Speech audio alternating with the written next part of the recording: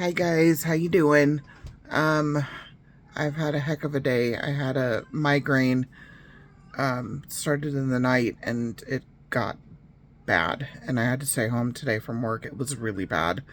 Um, Took some Excedrin migraine finally and had some coffee and ate something and drank a lot of water and I'm doing better now. So thank God. I haven't had a migraine in well over a year, so that came out of nowhere. Um, but doing better. It is so cold. They're calling it a Siberian blast.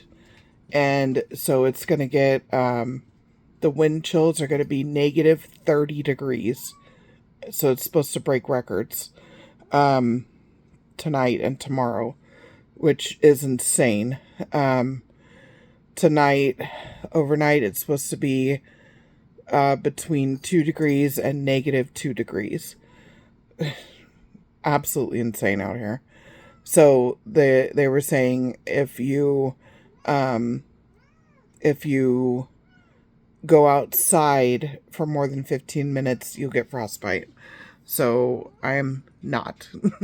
I'm just opting to not. I'm staying inside tomorrow and I'm going to get stuff done here in the apartment, get some of these boxes unpacked and broken down. I just never have time to do it. So that's what I'm doing. Um, I decided to go ahead and read to you guys tonight, chapter 18. I'm still going to do another video on, Sunday. Chapter 18 is short. I was just feeling like I could tonight, so I'm like, okay. Chapter 19 is longer. So, um, don't mind Clarice in the background. She's feeling feisty. She's getting into all the tissues and ripping them up. Oh. All right. So,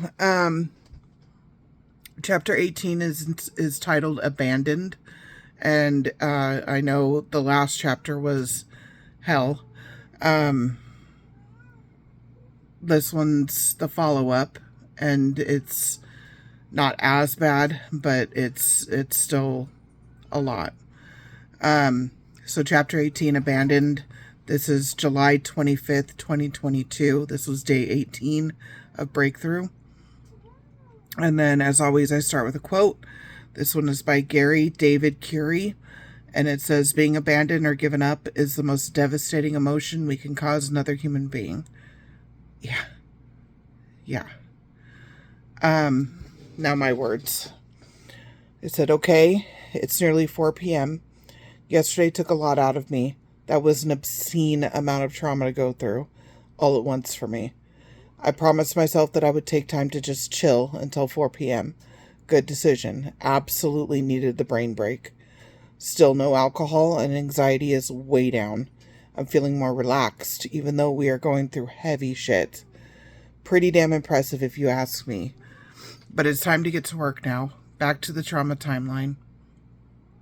Finding out she was pregnant with Danielle, 12 years old. The man the maternal figure was having an affair with was named Donald." I named him Donald because I hate Trump. And I hate him. He was a prominent realtor in her office. He had one son, and Donald had no idea about us. As far as he knew, the maternal figure was unmarried, no children. Ouch. No. Seriously, ouch. Not only did you abandon us, now we cease to exist. Damn, was she going to great lengths to hook this guy. Meanwhile, Graham was trying to figure out what to do with us. She lived in apartments that were 55 years plus only. We couldn't stay there. Graham was trying to figure it out. I was beginning to gain weight. There was actually food, but I would gorge myself secretly like a fucking squirrel. I now had a fear of going without food.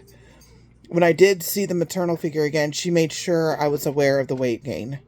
She's such a bitch. And I never ate another fucking frozen burrito after that.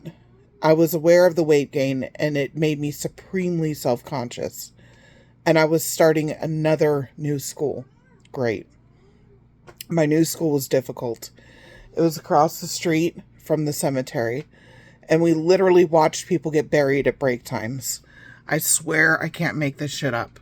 But I did make some friends with a group of boys.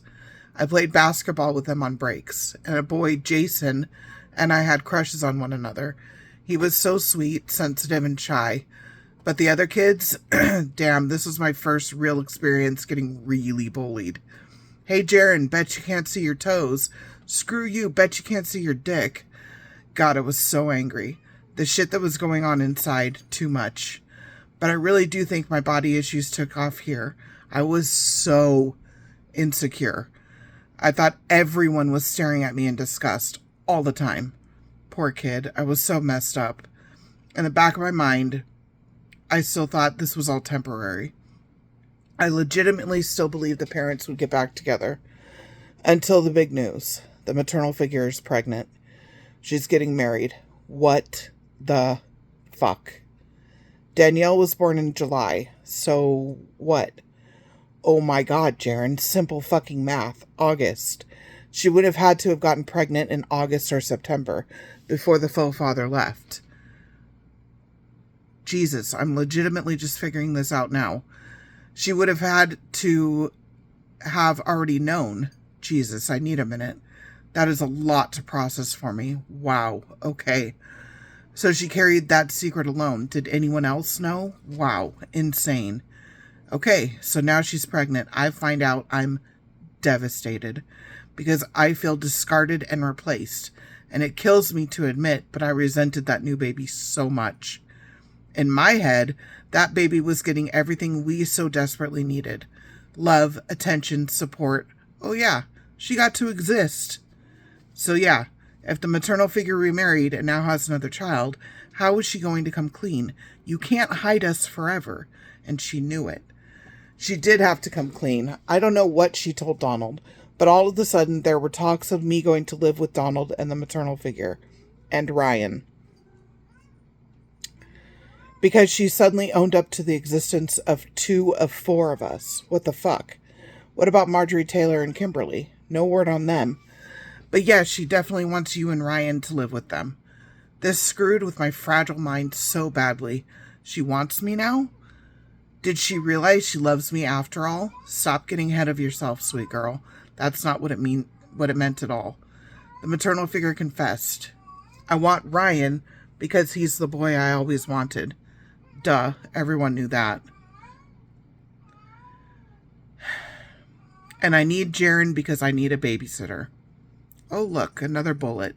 Right to the heart. Would you look at that? Not special at all, just being used again. I really think I was really struggling at this point. It was just too much. I think I really began to live in anger, and I think I shut pieces of myself off. I don't think I did any of it consciously, but I feel like it was some type of breaking point. My mind had to take over and protect me in any way possible. This is all still very confusing for me. I'll need to work on it in therapy. I think the next one happened before we found out about Danielle, and the maternal figure announced that she was getting remarried. Maybe even just very shortly after she left us with Grandma. This one breaks me every time. Fuck, I don't want to read this one. This one does break me every time. So if I cry, I cry.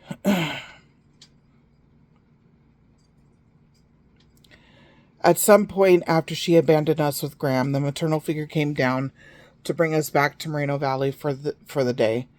I remember walking back into my room. It was bare. All of my belongings ransacked.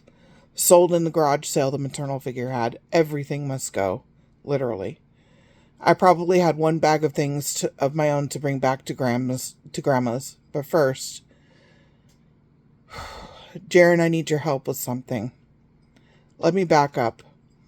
We had gotten our puppies, Pete and Emma, a year prior for Christmas. And of course, it was my job to take care of them. Feed, walk, clean up after, the responsibility laid on me. They slept in a box in my room until they were old enough to be outside alone. I wasn't supposed to, but I always snuck them into my bed and would cuddle and fall asleep with them. For an entire year, I had those beautiful little souls. I loved them so much. And now, Jaren, I need your help with something. Time to take Pete and Emma for a car ride. No, Jaren, you must take them in. Don't worry. You don't have to say anything. Just hand someone that works there the leashes, then leave. The bitch didn't even have the backbone to handle this herself. I had to leave my dogs at the pound. No notice. Just let's do this. Errand. She waited like the coward she is in the car. Emma freaked out. She panicked and bit the handler's hand. I watched as a warning dog may bite sign was put on her cage. She'd never heard a damn fly in her life. She was scared. She had no fucking clue what was going on. And now who will take her? I knew it. The maternal figure knew it. She even managed to squeeze out a tear or two over it. Emma would be put down. Pete might be adopted, but I would never know. And again, I hated her so much for this. Abandoned everything and everyone, so disposable, such a despicable woman.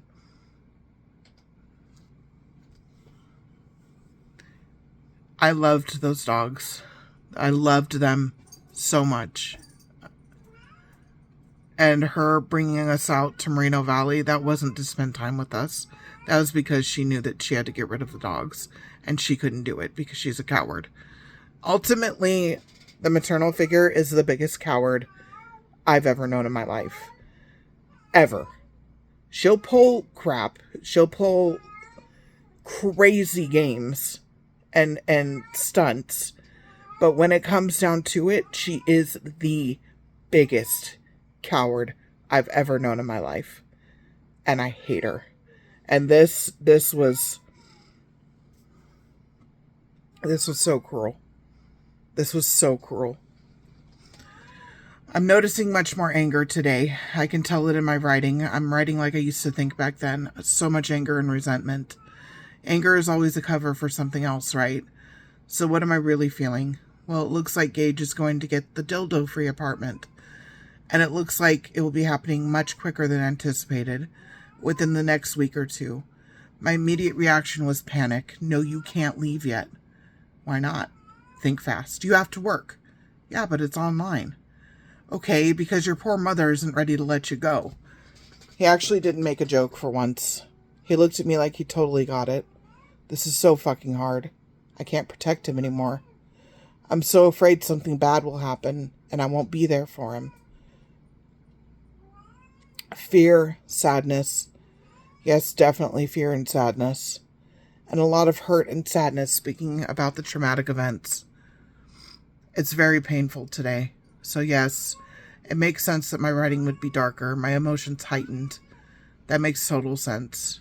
Okay, I feel better now that I figured it out. I just fear regression, and the presence of anger always makes me think I'm reverting to old habits. Trust, Jaren. Trust in yourself. Trust in the healing. Trust the process. My heart is doing so much aching today, literally aching. I hate to do this, but I'm stopping writing for the evening. I'll come back fresh tomorrow. I did it. I didn't cry. That's good. Postscript, February 2024. God, that hurts to read. I still struggle when it comes to Danielle. She's doing well, I believe. She went through her own hell with the maternal figure and has done much healing. I'm proud of her. It still hurts that we will probably never be close. She really doesn't want anything to do with me from what I understand. She feels that I wasn't there for her as a child when she needed me. Why should I be there now?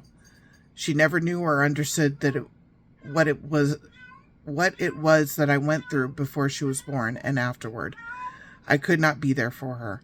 I could not be around the maternal figure. It was too much for me. I regret not having a close relationship with her, but I was literally doing my best just to survive. Pete and Emma.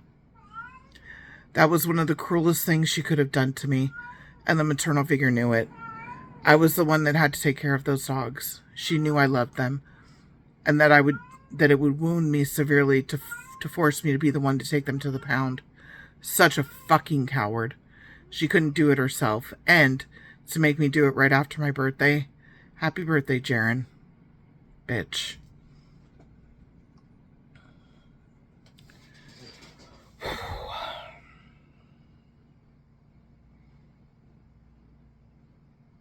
She's such an asshole. I know I've talked about it before, but when it comes to forgiveness, the things that she did, I'll never forgive her. And you don't have to. You don't have to.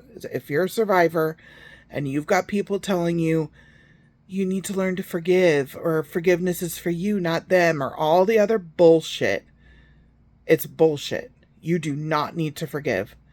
I wrote her a letter once saying that I forgave her. Did I mean it? Not really, but I wanted to mean it. I wanted to forgive her because I thought I would feel better. But forgiveness to them is like a get out of jail free card. It's like permission to do it again and do it worse. I do not forgive because I know that she's still out there doing this to other people. And the scary thing, guys, is that she's in a position now for work where she takes care of others, which is terrifying. Think Ratched. Yeah. Terrifying. Terrifying. And then she found God, so she's forgiven. Bullshit. Bullshit. She is not forgiven. The whole narcissist finding religion and thinking that the slate is wiped clean makes me sick. Makes me sick. She's not forgiven. All right. I'm going to end here. I'll do another one on Sunday. I hope you guys are doing well. As always, take care of yourselves. Take care of each other. Love you guys. Talk to you later. Bye.